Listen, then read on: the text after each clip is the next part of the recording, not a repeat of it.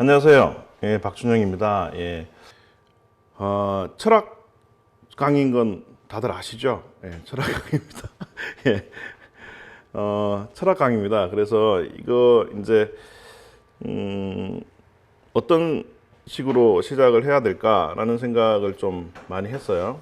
그리고 이제 이 철학 개념 강의는 사실 되게 쉽다고 생각하면 되게 쉽게 다가갈 수 있는 거고, 깊이를 가지려고 하면 이게 되게 깊이가 되게 깊어져서 거의 이제 강사가 혼자 이렇게 막 짓거리게 되는 그런 사태가 올 수도 있거든요. 그래서 잘 합을 맞춰야 돼요. 철학을 처음 접하시는 분들도 있을 겁니다. 그리고 철학이라고 하는 것을 조금은 아시는데, 아니 철학 책을 보면은 이게 뭔지 모르겠다라고 하시는 분들도 있으실 것 같아요. 그리고 또 뭐 철학이라고 하는 것이 뭐 사는데 무슨 도움이 될까? 라는 생각도 하시는 분들도 있으실 것 같고요. 그리고 또 직접 공부를 지금 하고 계시는 분들도 있으실 것 같습니다. 근데 그런 분들이 모두 한 가지 고민을 하는 것이 있다면 이제 자기의 삶에 대한 고민이죠. 공부를 하는 삶이든 아니면 무슨 사업을 하는 삶이든 아니면은 뭐 주부로서의 삶이든, 그리고 또 남녀노소 구분 없이 자신의 삶을 어떻게 이루어 갈 것인가에 대한 고민들이 굉장히 지금도 이루어지고 있죠. 그건 저도 마찬가지입니다. 철학은요, 그러한 삶에 대한 고민들에 대해서 구원을 줄 수는 없어요. 예, 미리 실망하시는 것 같은데, 그래서 어떤 구원을 줄 수 있는 것은 아닙니다. 다만 그 고민을 좀 더 깊이 있게 할 수 있는 기회를 가져다 주는 게 이제 철학이라고 볼 수 있고요. 그리고 한 가지는 자신의 고통이나 아니면 자신이 겪고 있는 일에 대해서 뭐랄까 좀 객관적으로 바라볼 수 있는 태도, 마음 자세 같은 것을 이제 길러줄 수 있는 게 이제 철학이 가진 힘이라고 볼 수가 있을 것 같아요. 그리고 또한 물론 이제 지적인 호기심을 충족시켜 주는 데는 철학만큼 좋은 것이 없죠. 예, 그만큼 좋은 것이 없습니다. 왜냐하면 철학은 지금 우리가 하고자 하는 개념이라는 것, 철학에서 사용하는 그 개념이라는 것을 통해서 우리가 보통 얘기하는 과학 또는 이제 종교 그리고 예술과 같은 것들을 모두 다 이를테면은 아우를 수 있는 것이기 때문이죠. 그래서 이거는 뭐 예술을 하는 분들이나 과학을 하는 분들이나 아니면 종교를 하는 분들이 끊임없이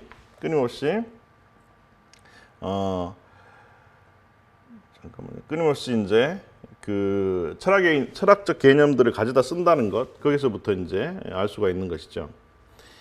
문제는 그 철학적 개념을 사용하는데, 그리고 이제 또 자기 자신을 객관적으로 바라보고 삶을 풍요롭게 하기 위한 시도로서의 철학을 하는데, 그 개념이 엉뚱하게 쓰이는 경우가 많이 있어요.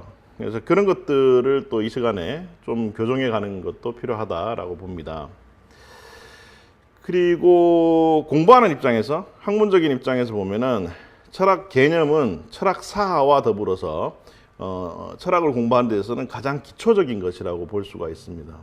이를테면 저는 이제 현대철학을 전공을 지금 하고 있고 계속 이제 현대철학을 연구를 하고 있지만, 그 이전에 저 나름대로는 고대철학부터 시작해서 쭉 이제 나름대로 공부를 엄청 했죠. 왜냐하면 그게 되어 있지 않은 상태에서는 현대철학의 개념 자체도 제대로 알 수 없기 때문이죠.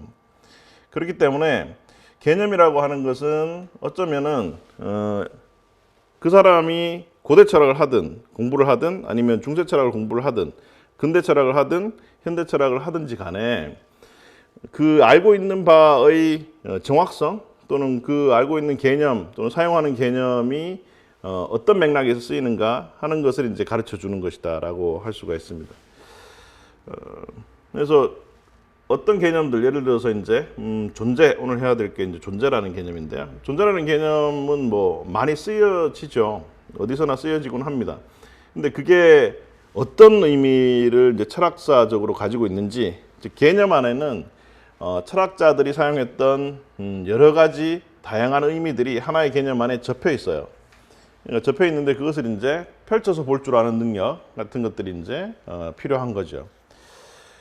조금씩 다른 결들이에요. 근데 우리는 존재라는 한 단어로 그냥 뭉뚱그려서 생각하게 됩니다.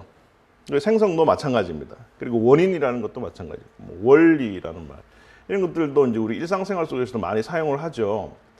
근데 그 말을 좀 더 정확하게 알아야 되는 경우가 있죠. 공부하는 분들이 이제 특히 더 그런데, 근데 그거를 정확하게 알지 못하면은 머릿속에 있는 관념, 즉 생각 자체도 명쾌해지지 못한다라고 볼 수 있습니다. 이렇게 사고 자체를 명쾌하게 만드는 작업이 또한 자신의 삶이나 타인의 삶을 또 객관적이고 정확하게 볼 수 있는 힘을 가져다 준다라고 할 수가 있습니다. 일단은 개념이라는 것을 가지고 지금 강의를 시작해야 되기 때문에 개념이라는 것이 어떤 것이냐라고 하는 걸 좀 얘기를 해야 될 것 같은데, 개념은 어떤 뜻일까요? 개념입니다. 이 개념은 컨셉트죠. 예. 근데 컨셉트인데 이 컨셉트죠. 컨세페레.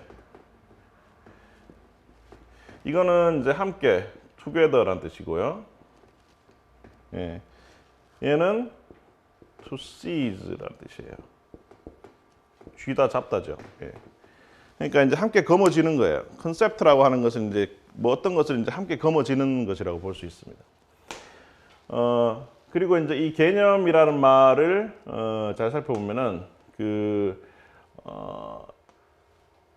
개념의 생각을 이제 펼친다라는 뜻인데, 개자라는 말에는 어떤 재료들을 만드는 작업의 의미가 있어요. 재료를 가지고 무언가를 만들다라는 작업이 의미가 있어요. 그래서 어떤 재료를 가지고, 그 말이라는 재료를 가지고 무언가를 만드는 것, 이것이 이제 개념이라고 볼 수 있습니다. 여기서 이제 잡는다라고 하는데, 이거 잡는다는 무엇을 잡는 거겠습니까? 이것은 실제 하는 것들, 실제, 그리고 생각, 실제나 생각들을 이제 쥐어 잡는 것이죠. 그래서 개념이 없으면은 실제 하는 것들을 제대로 쥐어 잡을 수 없고, 그리고 또한 생각하는 바를 제대로 구체적으로 쥐어 잡을 수 없다라고 할 수가 있습니다. 그래서 이제 이 개념이란 말은 서양 철학 안에서는 상당히 중요해요. 왜냐하면 개념은 항상 이제 언어와 관계가 있기 때문이죠. 그래서 언어라는 것을 일단은 인정을 하고 가는 것이 서양 철학이라고 볼 수 있습니다.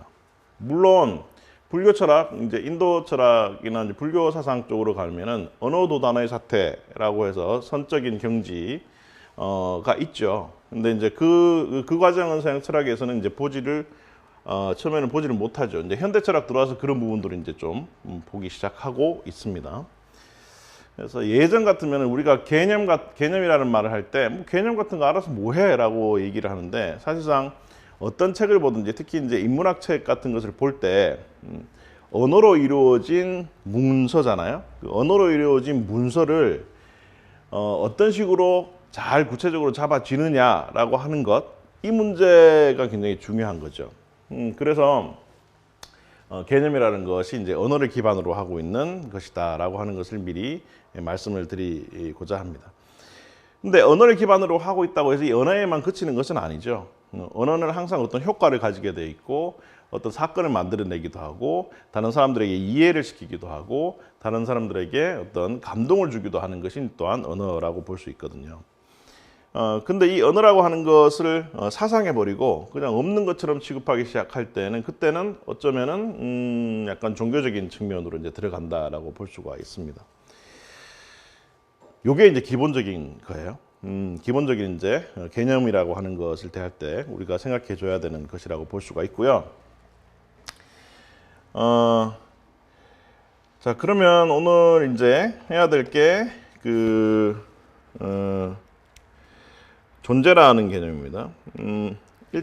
1강의 존재와 생성인데, 제가 드린 강의안 뭐 지금 안 보셔도 됩니다. 안 보셔도 되고 강의에 집중을 해서 이제 보시면은 될 것 같습니다.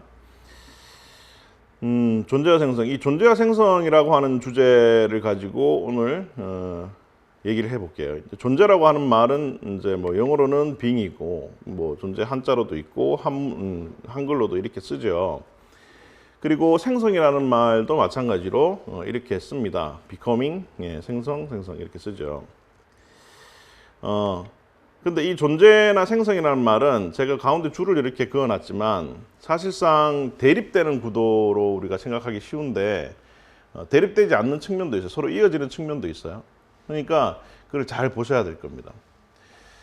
우리는 상식적인 측면에서 이 존재를 항상 본질과 연관을 시켜요. 본질. 본질이라고 하는 것은 어떤 것일까요? 본질이라고 하는 것. 본질은 어떤 것이냐? 무엇임이에요. Whatness. 그죠? Whatness예요.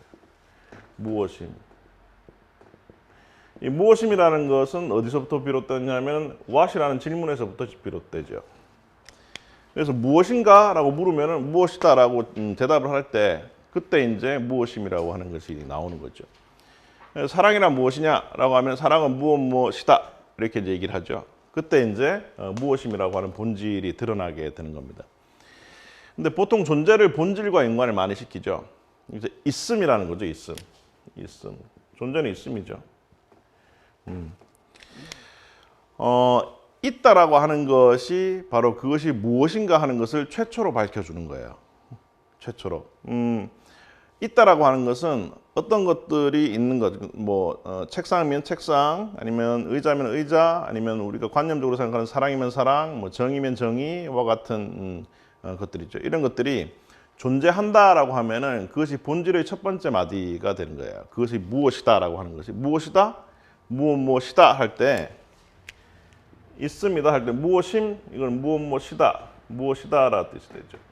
이때 이다라고 하는 것이 바로 be죠. 그 있음이 바로 be 또는 being이 됩니다. 그래서 우리는 어떤 대답을 할 때 항상 존재를 최초로 전제를 해요. 그래서 어떤 대답을 할 때 무엇이다라고 함으로써 무엇 이전에 무엇이다라고 하는 존재를 항상 전제를 하게 되어 있죠. 그래서 어떤 본질적인 질문에 대한 본질적인 대답으로서의 존재는 본질적인 대답으로서의 존재는 항상 그 본질의 첫 단추라고 볼 수가 있습니다. 자, 그리고 보통 이제 우리는 생성을 현상이라고 생각을 해요. 생성을 현상이라고 생각하죠. 본질적인 것과는 달리 변화무쌍한 것이죠. 변화하는 것을 얘기를 합니다. 그래서 변화무쌍한 것, 그것을 이제 생성이라고 얘기합니다. 예를 들어서 A라는 사물이 있는데 그 A라는 사물의 본질은 따로 있어요. 존재라는 하는 것을 단초로 해서. 그런데 A라는 사물이 B라는 지점으로 운동을 해요. 그럼 그 운동을 함에 있어서 어떤 것들이 생겨나는데 B라는 지점이라고 하는 것이 그 사물에 덧붙여져요. 좌표적으로 A 좌표에서는 B로 움직였을 때 그 좌표와는 다르죠. 생성이라고 하는 것은 존재하고 있는 것에 덧붙여지는 어떤 것이라고 볼 수 있어요. 그래서 아리스토텔레스 같은 경우에도 생성하는 것을 우발적인 것, 우연적인 것이라고 얘기하고 존재에 덧붙여지는 것이라고 이제 행위상학에서 그렇게 얘기를 합니다. 그럼 우리는 어떨까요? 우리는 지금 존재하고 있다고 생각하죠.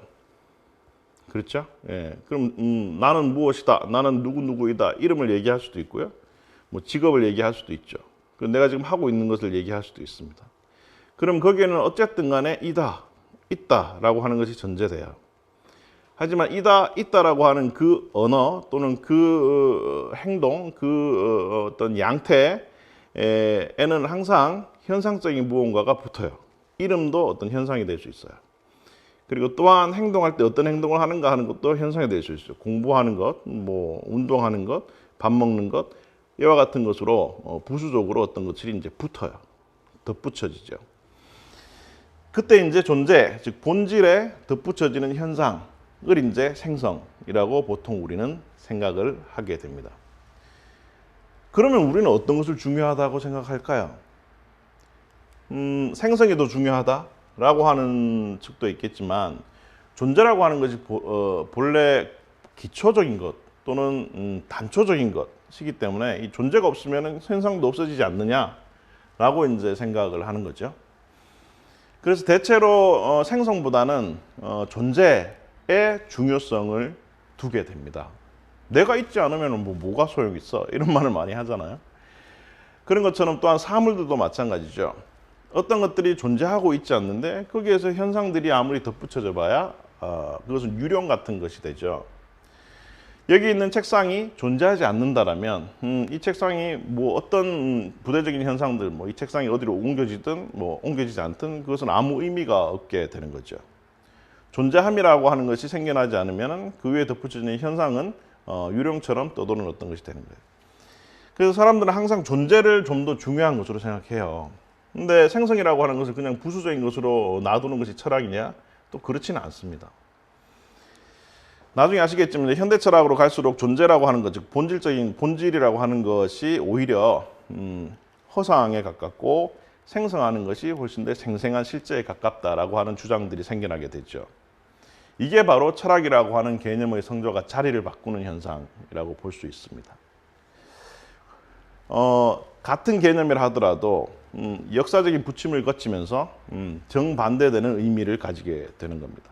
그리고 그 중요성에 있어서도 어떤 개념이 더 중요했지만 나중에 가서는 그와 반대된다고 생각했던 개념이 더 중요해지는 것이 되죠. 그래서 철학이라고 하는 개념의 별자리가 항상 바뀌는 것처럼 존재 또는 생성이라고 하는 그 개념 또는 본질이나 현상이라고 하는 개념도 지금 우리가 생각하고 있는 것처럼 늘 그래왔던 게 아니라는 거예요. 늘 그래왔던 게 아니에요. 현대 철학을 전공하시는 분들은 늘 생성에 관심이 많아요. 생성에. 왜냐하면 현대 철학에서는 생성이 중요하다고 보거든요. 그런데 언제 또 존재라고 하는 본질적인 것들이 중요해질지 몰라요. 이게 굉장히 중요한 거예요.